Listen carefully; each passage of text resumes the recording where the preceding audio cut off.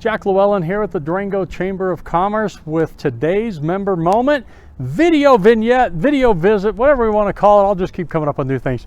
Obviously, we're here at the iconic Durango and Silverton narrow gauge railroad.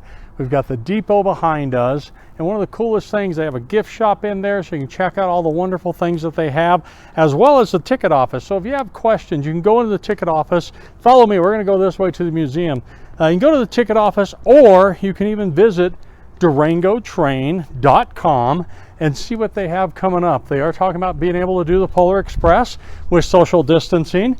See if I can do this walking backwards. But what I love about the Durango Silverton train, they've got the roundhouse here, and I've actually had the privilege of going in there where they work on all the engines and all the cars.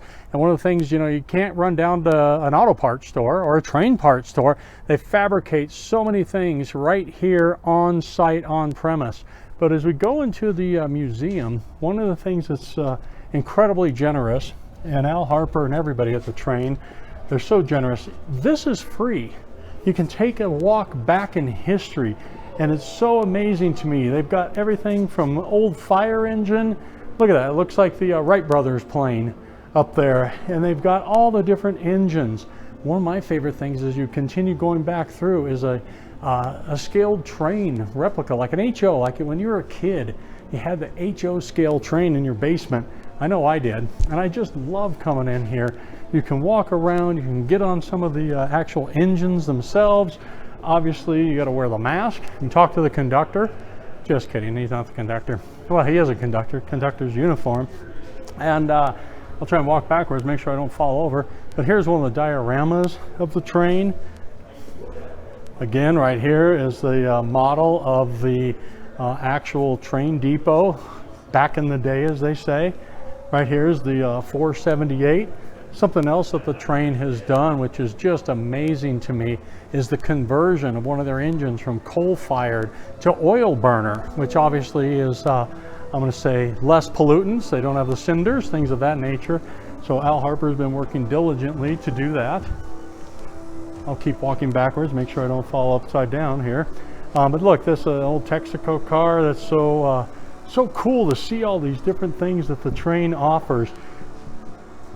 You got the cavalry coming up behind us. That always reminds me of the old Raider mascot for Fort Lewis College. And of course the cannon. But this is what I want to show you. Come check this out. I love this.